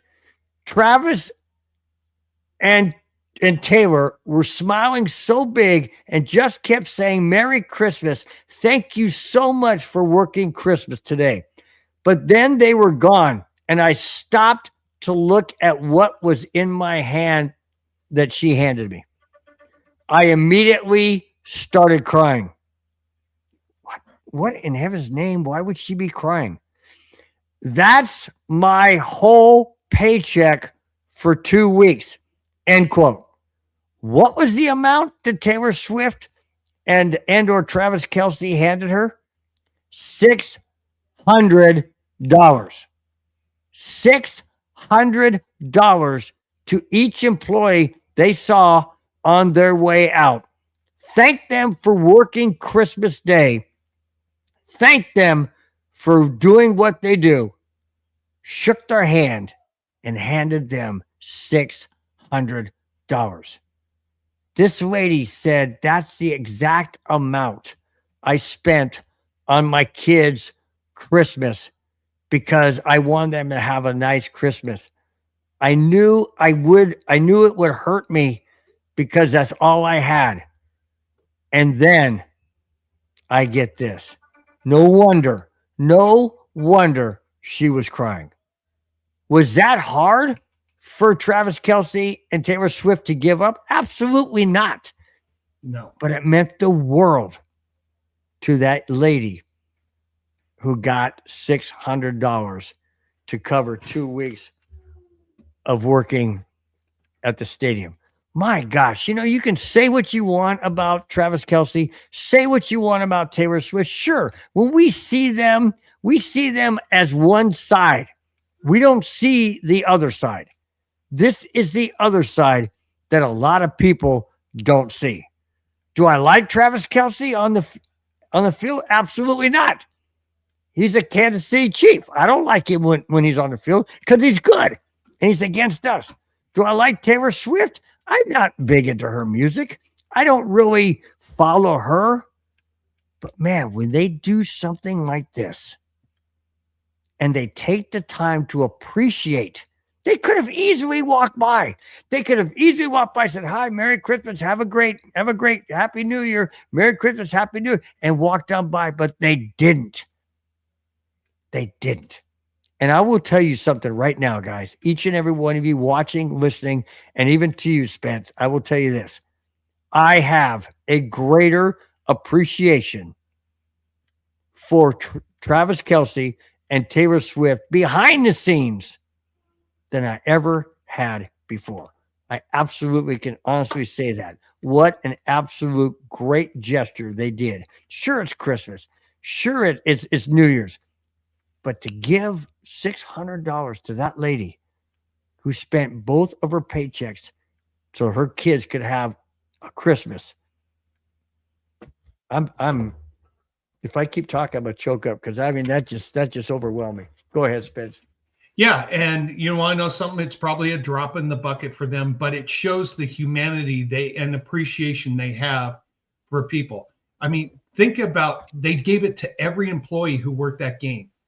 You know that there's got to be at least, I'm just thinking, 1,000 people working that game behind the scenes, from security to vendors to concessionaires to ticket people to everything like that. I mean, that's $600,000. You know what?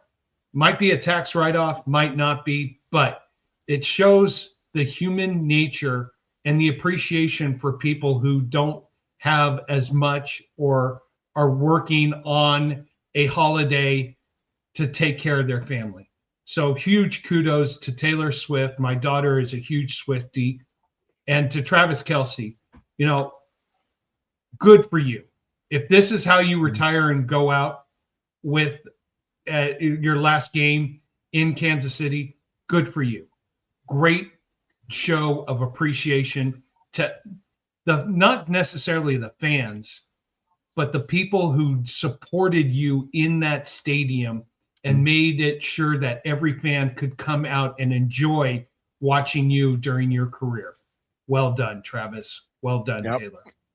Absolutely. Victory lap. Yo! Victory lap. I saved the last bit for you, victory lap. Brad says, speaking of Travis Kelce, nothing against him, but I wouldn't miss him if he retires because he gives me nightmares every time we play against him. I understand. Yep. That's why I said I respect him for off the field for what he and Taylor Swift did, but on the field, yeah, I can agree. He totally drives me nuts too, man. Absolutely. No,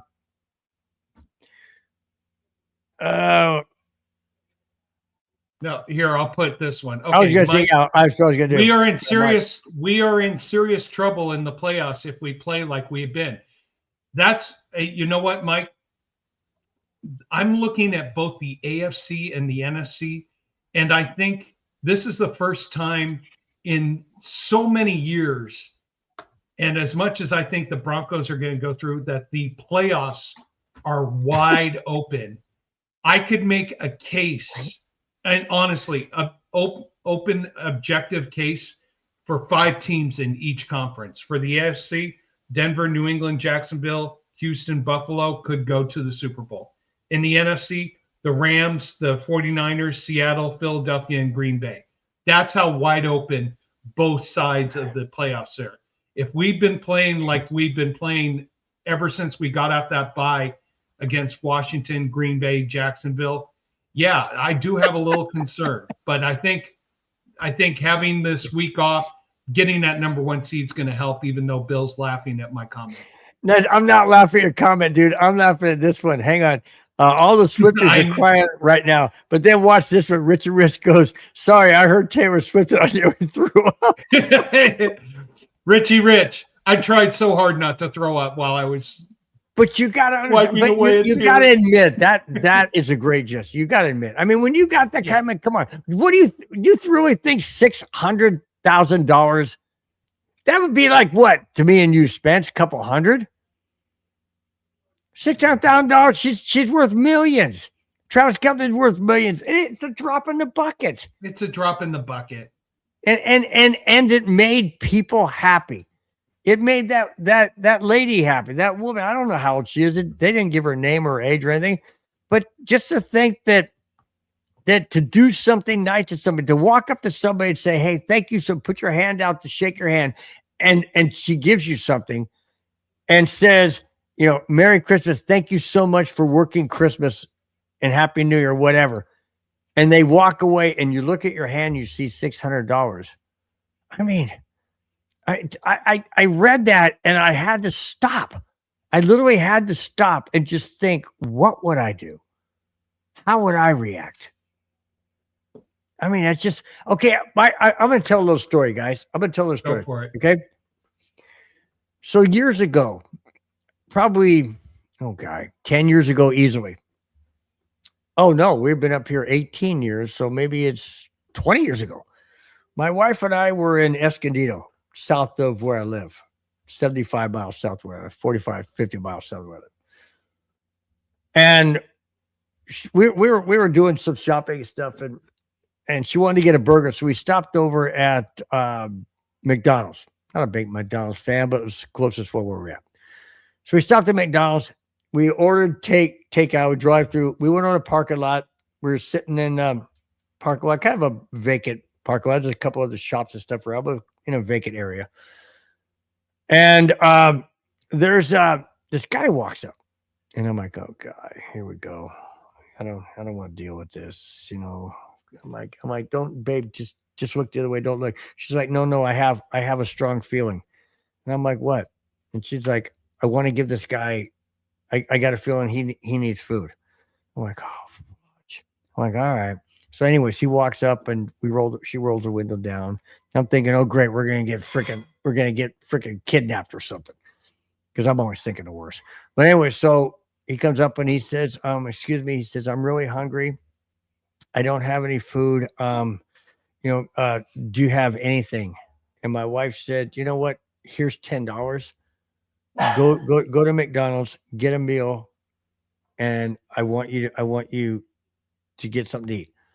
Do you know the guy went to McDonald's, got himself some food, came back to our car, and said, "Thank you, thank you, thank you. I haven't eaten in 2 days."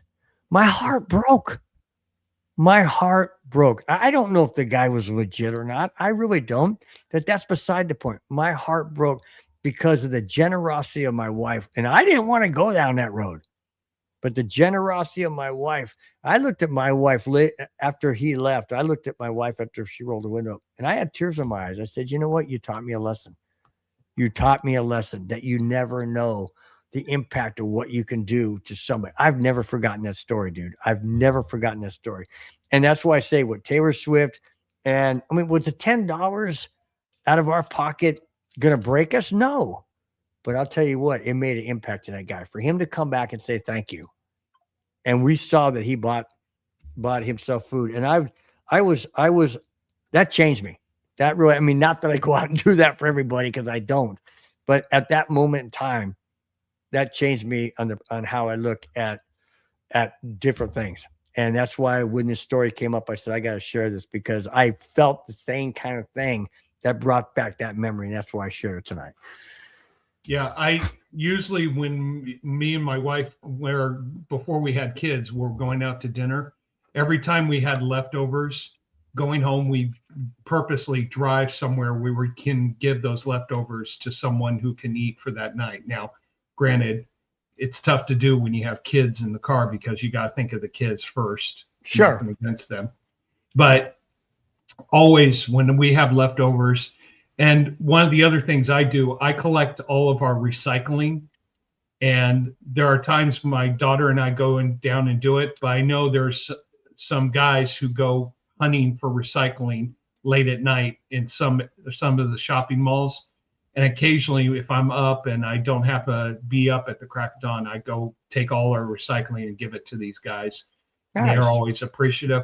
You know, it's the little things in life that you do to help people. And that's what we're here on this earth to do, is to help each other, not to hinder, not to attack, to help. That's what Victor Lap says right there. What's the point of having all that money if you're not sharing? Agree. And you know what? Yes, you might be in a situation where you're just making the ends meet. You might be struggling. you might be well off. But if you go out and you just help somebody every day, Mhm. take that approach that we're here to help, not to hinder. Yep. I've got a situation where there's somebody who, anytime some kids live next door to this one guy.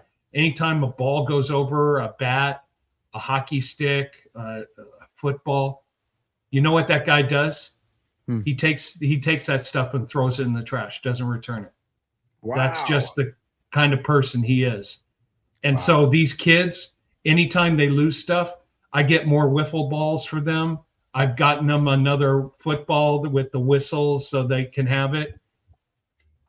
What does it mean when you take something that belongs to kids or take something away from people just because you're angry with your own life? Yeah. I mean, we're on this earth to help people, not to hinder. Yep. Brad says, if there's an angel award for kindness, your wife absolutely deserves it. I agree. Yep. I agree. I told her, I said, you know what? That was a wake-up call to me. That was really a wake-up call. Like I said, not that I do it with every Tom, Dick, and Harry on the road or whatever, but when that guy walked up and just asked, is there anything you can do? I just, after he came back and said thanks and showed us, I was just like, wow, I'm done.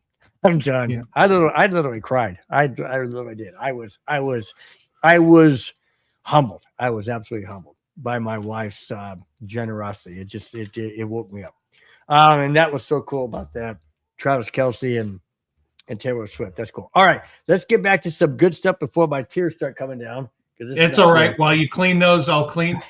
Oh, Joseph here says, do we need help at safety? Is it time for Barron to shift on certain packages?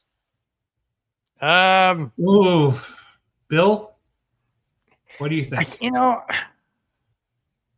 I don't know. I don't know. Has it really been a safety issue or has it been a scheme issue? That's what I'm thinking. It's a scheme issue. Yeah, I don't think. That's what I'm thinking.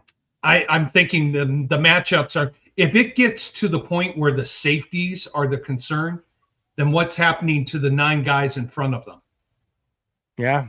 Are they not doing their job, or is the situation not put in play? Yeah, good point. Anyway, and then our good friend, the Masrod, thinks Houston's winning the AFC. So Houston has to get through Jacksonville, has to get through New England, has to get through the Broncos. Tough chore. I mean, you're going into the playoff on a winning streak right now, but tough chore. But we appreciate you being part of the program and your support.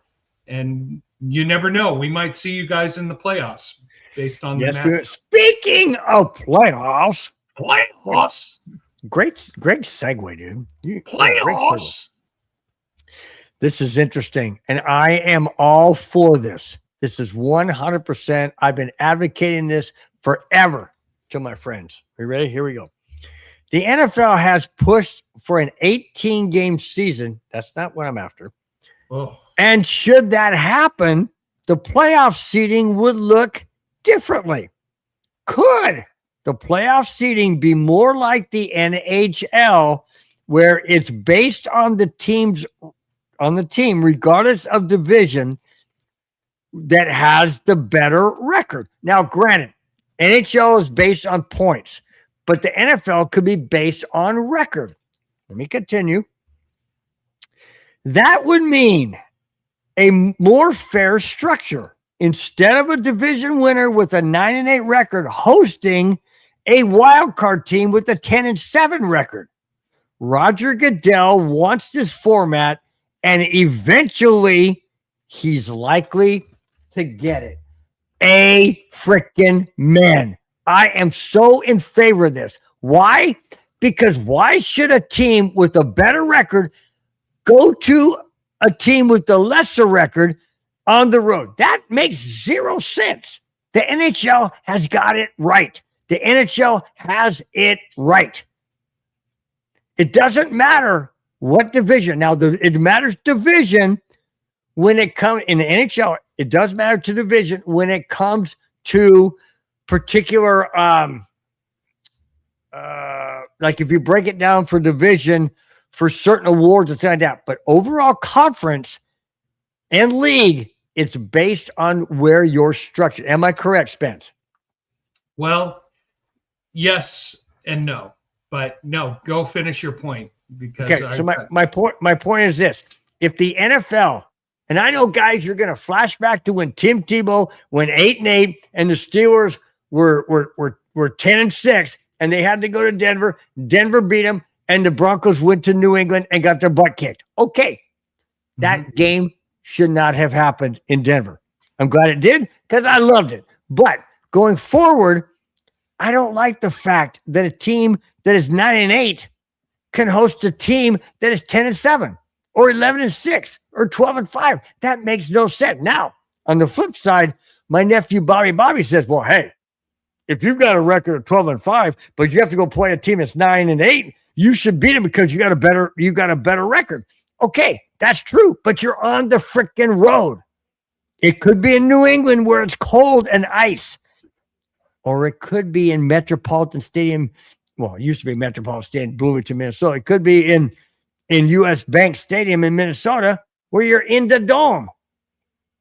It makes a big difference where you're playing. Now, I know that Minnesota doesn't play in the AFC. I'm just making a comparison with dome because I like the Vikings. That's my NFC team. I'm just making a comparison between outdoors and indoors. It should not be. If you win a division, great. You win a division, so be it. But in the playoff seeding, it should not be based on whether you won a division. It should be based on what your record is. I know, Spencer, you're going to disagree, so go ahead and give the flip side. Well, here's the flip side. Why it's successful in the NHL is you play an 82-game season, so you can create divisions with more teams in it because they'll play each other. Imagine you did it in the NFL right now. So you would have a 18-game season, 2 divisions with 8 teams. So you're playing home and road against 8 teams. So that's 7 other teams. That's 14 games right there. What are you going to do with the other 4? So you don't have the games going against other teams. So you got to kind of keep this 4 team in a division matchup so that you can get more matchups peripherally. Now, I know you want to reward the division winner with a home game. I'm all for, you want to know something? You finish second and you're a wild card and you're 12-5. Potentially, there's a team that could be 13-4 and be a wild card. You know what? Get your butt on the road and go beat up somebody because you didn't win their division. I think a division winner gets rewarded with a home game. And you want to know something? Let's look at one of the more famous games of this situation. Wasn't it New Orleans who was, I think they were 12-4, had to go to Seattle, who was 7-9, and New Orleans got their butts whipped? You want to know something? I like this format the way it is. I don't want to see, well, because you're 12-5 and you couldn't win your own division, you now have a home game. Because I think it's going to mess up other situations. The playoffs are great the way they are right now. Let's not mess with them. Let's not try to go, well, wild card team with the 12-5 record going. You want to know something? It's the playoffs. Go win a game. Okay, how about this? How about this scenario? How about this scenario the way it is in NHL? Let's use that by comparison. Okay. NHL takes the top 7. I know it's points, guys, but let's think of records, okay? Let's think of records. You take the top 7. Let's say you take the top 8. Okay? Right? Top 8. Now, what they're proposing, I didn't put the whole article in there, but what they're proposing is a number 1 plays a number 8. In the conference, it's all about based on conference. You eliminate divisions. Hang on 1 sec. But the NHL does this. You have each conference has 2 divisions of 8 teams. Right. So you start the first 2 rounds in your own division. Right. You don't. The only way you would go to the other division is if you're one of the 2 wild cards. The top 3 in each division are the seeds. The Right. next 2 teams with the best record go to each division. So you stay within those 14 brackets Right. and until you get to the conference finals. Right. Well, they can do that in the NFL. And I know, and that the article even said that Roger Goodell is pushing this, and he's hoping that it comes to fruition either before or no later than 2031. That's only 5 years away, guys. Well, 6 counting this year. That's 26, 27, 28, 29, 30, 31. 6 years. So he wants it done within the next 5 to 6 years or less. I think the competition committee knocks it down. I think You they'll do? look at I think they'll look at the rationale of the current setup and the way the divisions are right now. Because anyway, if you take away the divisions, and Jack, you just took my point away. You take away the divisions, there's no more rivalries. You just make it all 8 teams or all 16 teams. Where's the matchups? Where's the divisions? Where's the rivalries? And if you say, oh, no, we could still have the rivalries. Well, what you're going to have is you're going to have more games within the division, that 8-team or whatever team division, and less games outside the division. What makes the product of the NFL more unique is you have so little games, but you try to have more diversity of games going all over the place. That's why when they added the 17th game, they made sure it was against a different conference opponent. Like the Broncos this year, their 17th game was against Green Bay. It wasn't against anybody else in the AFC. It was against an NFC opponent. That way you get more of these matchups, which don't happen as much. No, I get what you're saying. I totally understand what you're saying, and it makes a lot of sense. I don't know. I'm just a huge hockey fan. I know you guys probably don't. I know you guys probably don't believe that, but I really am. I mean, you can ask Spence. You can ask anybody that really knows me. Jack Kennan knows I'm a huge hockey fan. He's a big Sharks fan. We talk a lot about that, but I love the Avalanche. I love hockey. I love the format. I love the way it's done. And I would love to see that in the NFL. But Spence, you make a very, very strong point. When you got 82 games versus 17/18 games, it's a big difference. So I know what you're saying. It carries a lot of weight, but you know that Roger Goodell wants this. He wants this. You want to know that's something? What it's going to be. Honestly, I think you get more money with the more diverse product that you have right now. This making sure that a 12-5 team gets more home field games over a 7-9 team in the playoffs doesn't bring that much more money. Well, that's true, because if you have like again, when the Broncos played the Steelers back in Tebow's time, that was a lot of money for Denver. Although, I mean, that place was packed. That place was packed because Denver had a home game where they normally would not in the format that it would be if it's like hockey. There you go. Yeah. Hey, I was going to say the Bronco fans would travel, but it wouldn't be the home game. It wouldn't be the atmosphere. It wouldn't be the hotels. It wouldn't be the restaurants. It wouldn't be the whole kit and caboodle, so to speak. Yeah, and if you do that where it's more intra-conference, what you're taking away is when are we going to have another matchup against the Minnesota Vikings? 6 years, 7 years, 8 years, 10 years? They've done it. The way they've done this right now is you, at a minimum, you'll play a counterpart in the NFC if we're an AFC team once every 4 years. Yeah, true. All right. I know, guys, you love me to do this every week. The last 2 topics. And I know Spencer's wife. Anna's cheering. I'm just going to say, I can bet. All right. This is important, guys. If you look below my name, it says must win this Sunday for the #1 seed. Here we go. Sean Payton with the season's finale this Sunday against the Wagons. Chargers. Sean Payton wants the crowd totally into the meaning and importance of this game. Payton said, and I quote, "Man, I sure hope so," end quote, on the fans, if they will create a playoff atmosphere. I quote again, Sean Payton.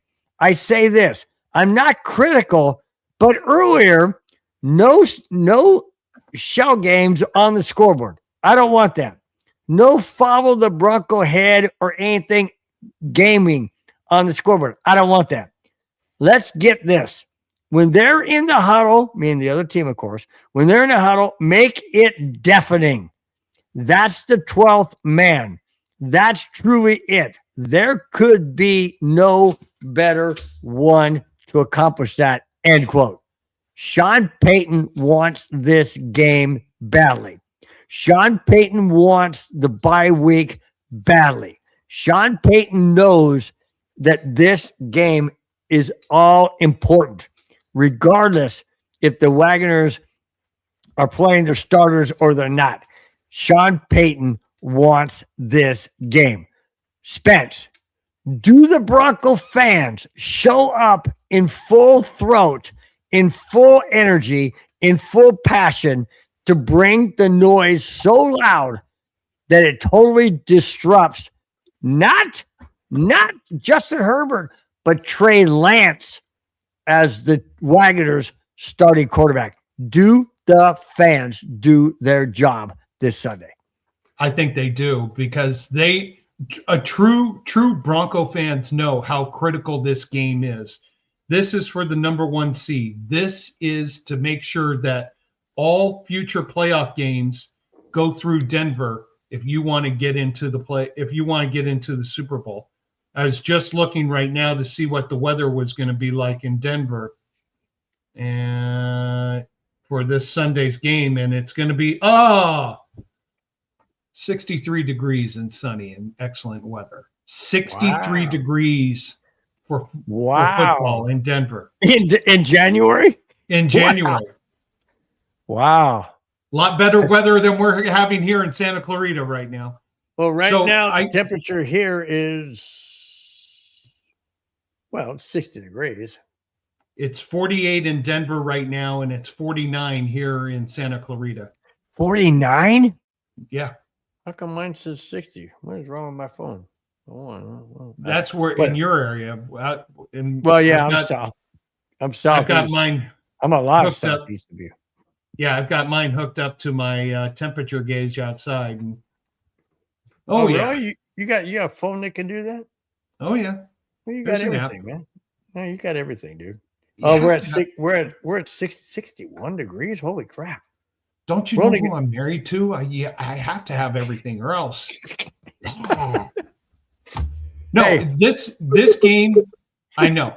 This game, they have to treat everybody from the employees in the stadium to the field operators to the players to the fans to the staff to management, have to treat this like a playoff game, because you lose, and you're going to lose a lot more than just ending your season right now. You lose big advantage. They won't lose their season. They'll still be in the playoffs, but they'll drop from first to probably third.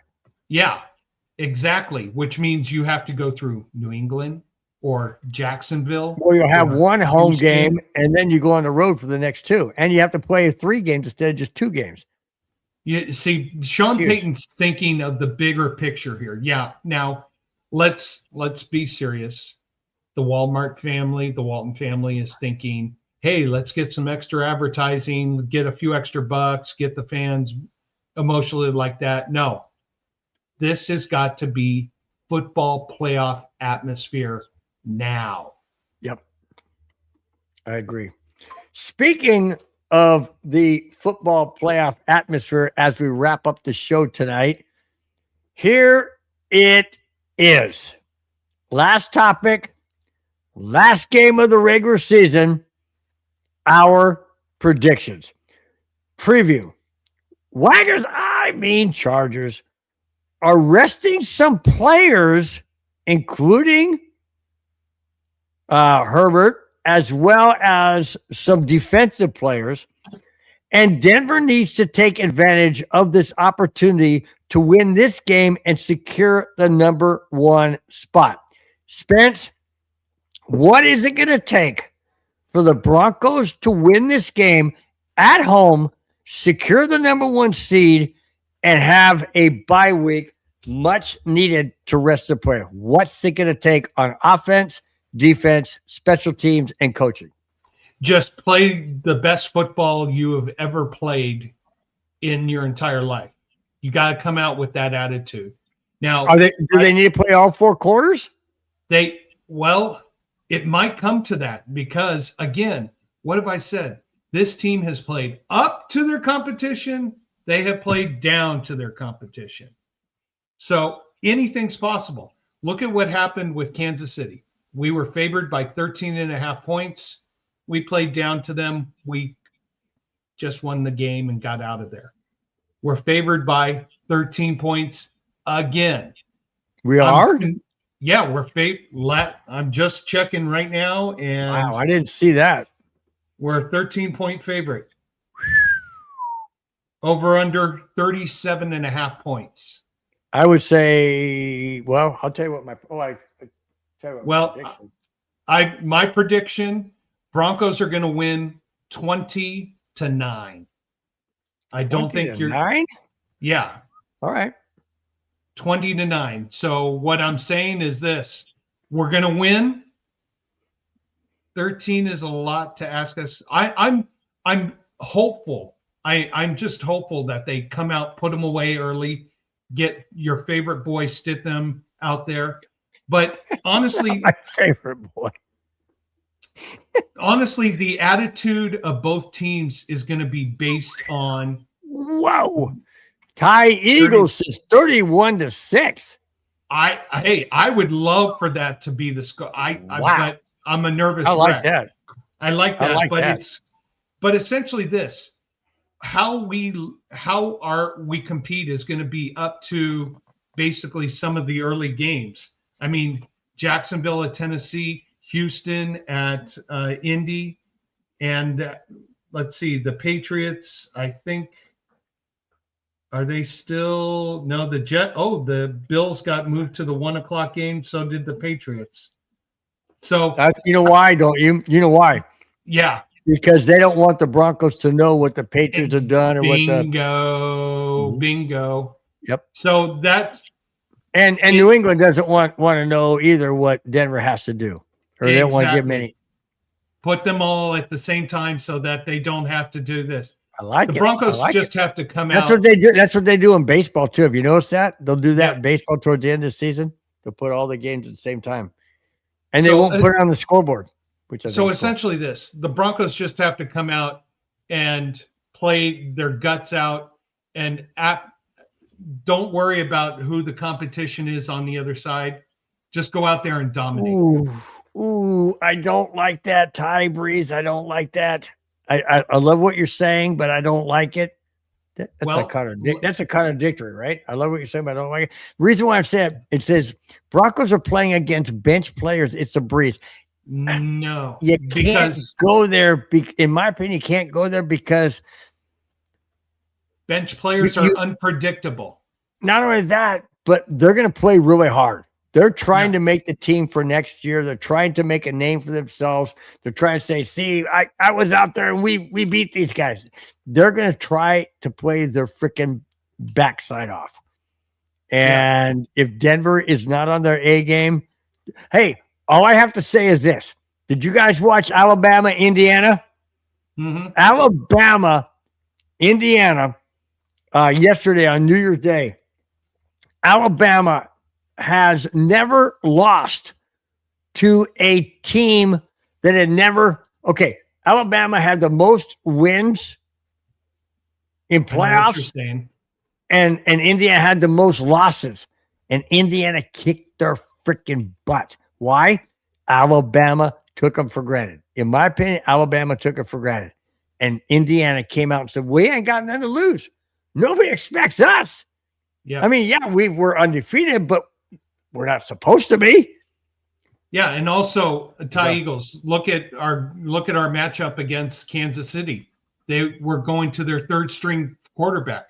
Look how close that game was. Look how tight that game was. Look what we had to do in the fourth quarter. Never underestimate the people coming off the bench, because you have no film on them. You have no knowledge of them. They're unpredictable. And that is, and if you take them for granted, you'll get burned. Exactly right. Exactly right. All right, we are at the 2-hour mark. We are going to wrap this up. Spence, your prediction again. Once again, you said what, 20-6? 20-9. 20-9. I say Denver 27, Wagoners 16. Ooh, you think they're going to get a touchdown? 27-16. Excuse me, 27-16. Your difference is 11 points. My difference is 11 points. How do you like that? I like that. We didn't even talk about it before the show. So, no. All right, Spence, I know you need to get out of here. Before we do, once again, guys, thanks so much for being in the chat. We love you guys. Happy New Year. Spence, take us out with everybody in the chat, which has been absolutely on fire. Amen. And thank you guys all for being part of the chat. First, start with my dad. Dad, hope you're doing well up there in Colorado. Hope the snow hasn't buried you in too much and you're enjoying the show. Thank you so much. Love you guys, Mom, Dad. And I don't know if Dylan's still there with you, but I appreciate everything. Good show tonight, boys, because see you in the next one. Have a great night. Let's go Broncos. Thank you, Brad, so much. Devoted Broncos fan there in Denver. Are you going to go see the game this weekend? 63 degrees. Might be a great game to go to. And T-shirt and shorts. I was going to say shorts and T-shirt. Yeah. Amen.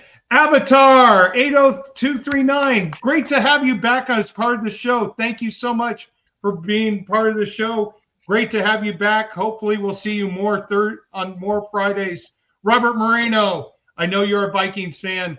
It's going to come back. You're going to have an opportunity to get back. Thank you for being part of the show. Rudy or Ruby. Rudy, thank you for being part of the show. David Yonkin, I appreciate everything. Thank you for being a part of the show. Cheech and Chong, thank you guys for checking in. Hopefully you could see us through all the smoke that you're dealing with. My Lil, thank you so much for being part of the show. Appreciate it. J36921. Everyone keep calm. Oh, Brad is in California. I apologize, Brad. I thought you were in Colorado.